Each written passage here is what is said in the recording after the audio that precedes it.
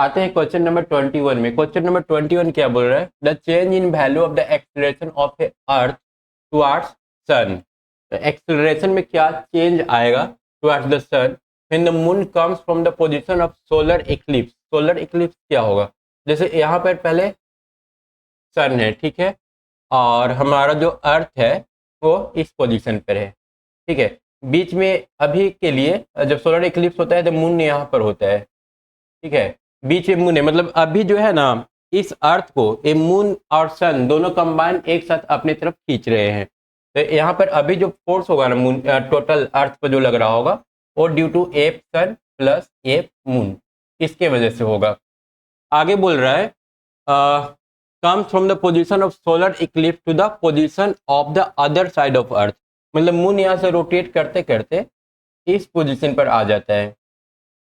Moon जब इस position पर आएगा, यहाँ से हट जाएगा, तो उस समय जो टोटल फोर्स होगा वो होगा F sun minus F moon, क्योंकि अब जो है ना मून इसको अपनी तरफ खींचेगा और एफ सन अपनी तरफ खींचेगा। और अगर एफ सन ज़्यादा हुआ तो हम लोग यहाँ पर F sun minus F moon net force लिख सकते हैं, ठीक है। The change in value of the acceleration of earth, हम लोग को change in value of acceleration निकालना है, ठीक है। तो ए अगर हम लोग चेंज इन फोर्स निकालें तो del F is equal to कितना आ जाएगा? पहले से फोर्स जो था F S plus F M था, और बाद में F S minus F M. तो ए आ जाएगा, यहाँ से एफ एस और एफ एस कैंसिल हो जाएगा, और एफ एम और minus minus plus F M, ये हो जाएगा 2 एफ एम, ठीक है। ये आ जाएगा टोटल फोर्स। अब यहाँ से अगर हम लोग एक्सेलरेशन में चेंज निकालना चाहें, ठीक है, the change in the value of acceleration del a निकालना चाहें तो 2 इंटू डेल ए, यहाँ भी ए हो जाएगा, दोनों तरफ एम से हम लोग डिवाइड कर दिए, ठीक है। एम से डिवाइड कर देंगे तो यहाँ पर भी डेल ए हो जाएगा। तो ए हम लोग का वैल्यू देगा 2 इंटू जी एम, ठीक है, डिवाइडेड बाई यहाँ पर ए जो रेडियस है वो हो जाएगा आर मून। यहाँ पर एक कंफ्यूजन हो सकता है कि यहाँ पर जो एम ले रहे हैं वो मून का ले या फिर सन का ले। तो यहाँ पर अगर हम लोग देखें ना तो ये डेल एफ बराबर आ रहा है, डेल एफ बराबर 2 इंटू एफ एम, ठीक है। और ये जो फोर्स होगा ना ये हो जाएगा मास, क्योंकि acceleration due to earth, acceleration of earth हम लोग को निकालना है, तो हम लोग मास ऑफ अर्थ लेंगे। मास ऑफ अर्थ को कैपिटल एम से रिप्रेजेंट करते हैं, तो mass of earth into acceleration of earth is equal to 2। और ये जो एफ एम होगा ना, एफ एम इन दोनों के बीच लगने वाला फोर्स है, मून और अर्थ के बीच में। तो यहाँ पर हम लोग यूज करेंगे जी एम, एम मून के लिए यूज करें, ये अर्थ के लिए यूज करें, भाई दोनों के बीच का जो डिस्टेंस है वो हम लोग ले लेंगे आर मून। इसका जो ऑर्बिटल होगा, डिस्टेंस मतलब क्या, या जिस ऑर्बिटल में घूम रहा है उस ऑर्बिटल का रेडियस। तो यहाँ से हम लोग देख रहे हैं कैपिटल एम कैंसिल हो रहा है, तो यहाँ पर ये जो स्मॉल एम जो था वो मून का था मास, तो यहाँ पर हम लोग मून का ही मास लेंगे।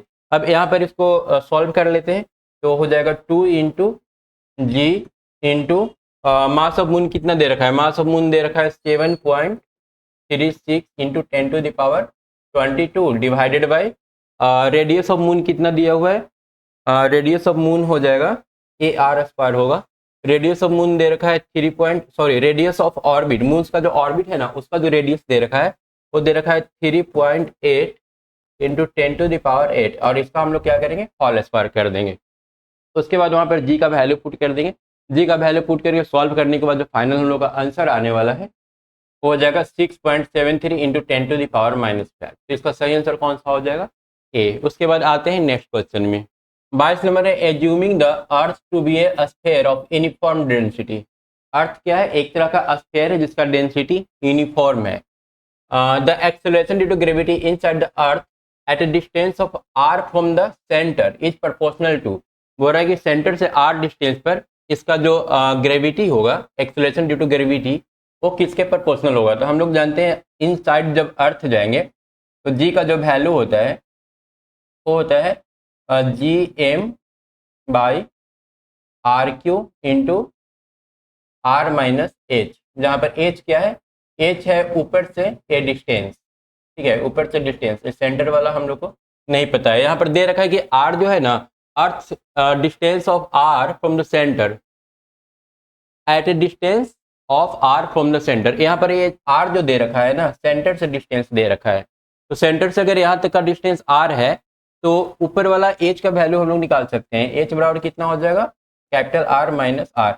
इस टाइप का क्वेश्चन ऑलरेडी हम लोग पहले सॉल्व कर चुके हैं, ठीक है, रिपीटेड क्वेश्चन है। जो लोग पीछे से स्टार्टिंग से देख रहे होंगे उन्हें पता होगा कि इसको कैसे सॉल्व करना है। ये हो जाएगा G M by R cube into, यहाँ पर आर जो है वो अर्थ का रेडियस है, सब कंफ्यूजन ना हो इसलिए ये जो रेडियस है ना अर्थ का वो हम एक्स ले लेते हैं, ठीक है। तो यहाँ पर एक्स क्यू यूज करेंगे और आर माइनस एच की जगह पर क्या लेना है, आर माइनस आर, ठीक है। आर सेंटर से डिस्टेंस हो गया तो ये हो जाएगा G M by X cube into R से आर कैंसिल हो जाएगा, माइनस माइनस प्लस आर। तो हम लोग देख रहे हैं कि हमारा जो जी है वो डायरेक्टली प्रोपोर्शनल आर आ रहा है। अगर हम लोग सेंटर से डिस्टेंस लेंगे ना तो ये डायरेक्टली प्रोपोर्शनल आर आएगा, अगर ऊपर से लेंगे तो g directly proportional r minus h आएगा। तो इस तरह से हम लोग इस टाइप के क्वेश्चन को सॉल्व करते हैं। तो इसका सही आंसर कौन सा हो जाएगा, ए। क्वेश्चन नंबर 23 दे रखा है, the height at which the acceleration due to gravity become G by 9 in the term of R the radius of the earth is. अगर हम लोग एच हाइट पर जाते हैं तो एच हाइट पर हमारा जो जी का वैल्यू होगा उसको हम लोग जी डैश से रिप्रेजेंट करते हैं, वो हो जाएगा G M by are plus H का होल स्क्वायर। बस इतना ही, g M by are plus H का होल स्क्वायर, ए हो जाएगा। ये बोल रहा है कि इसका जो वैल्यू होना चाहिए इसको थोड़ा सा और हम लोग मॉडिफाई कर लेते हैं। ए आ जाएगा जी एम बाई आर, अगर कॉमन ले लेंगे तो 1 प्लस एच बाई आर का होल स्क्वायर।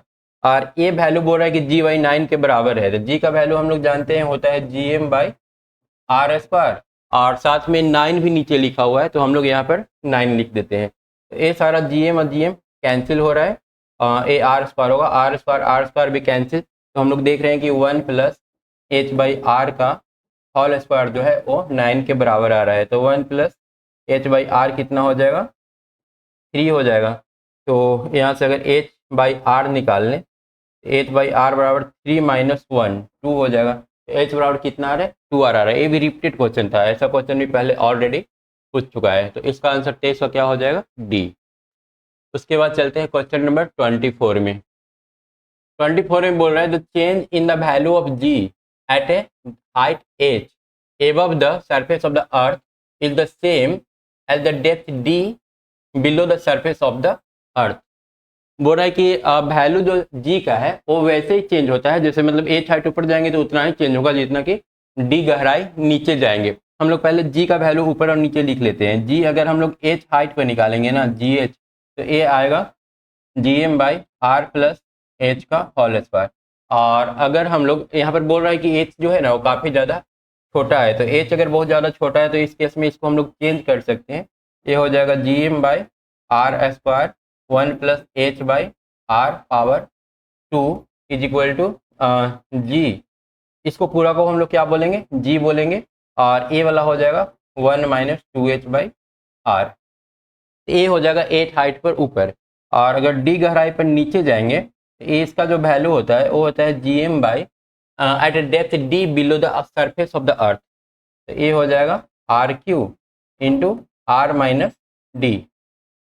इसको हम लोग लिख सकते हैं G M by are square into 1 minus D by R, ठीक है। और इसका जो वैल्यू हो जाएगा ए हो जाएगा g into 1 minus D by r. ये दो रिलेशन हम लोग के पास आ रहा है यार। बोल रहा है कि ये जो दोनों वैल्यू है आपस में इक्वल है, तो बताओ और डी और आर में क्या रिलेशन होगा, डी और एच में क्या रिलेशन होगा। हम लोग क्या करेंगे, सिंपल इन दोनों को इक्वल कर देंगे, मतलब ए और ए इक्वल हो जाएगा। और इसको जब इक्वल करेंगे तो 1 माइनस 2h बाई आर, क्योंकि जी जी तो कैंसिल ही हो जाएगा, is equal to 1 minus D by R हो जाएगा। तो यहाँ पर अगर हम लोग देख लें तो 1 कैंसिल हो रहा है, माइनस माइनस भी कैंसिल हो रहा है, आर भी कैंसिल हो रहा है। 2h बराबर कितना आ रहा है, डी बराबर 2h। सही आंसर कौन सा हो जाएगा, डी। तो ये भी हम लोग का काफ़ी ज़्यादा आसान क्वेश्चन था, और ये सारा का सारा रिपीटेड क्वेश्चन ही आ रहा है। तो हम लोग देख सकते हैं कि एक बार मतलब PYQ सॉल्व कर लेने से कितना ज़्यादा बेनिफिट हो जाता है।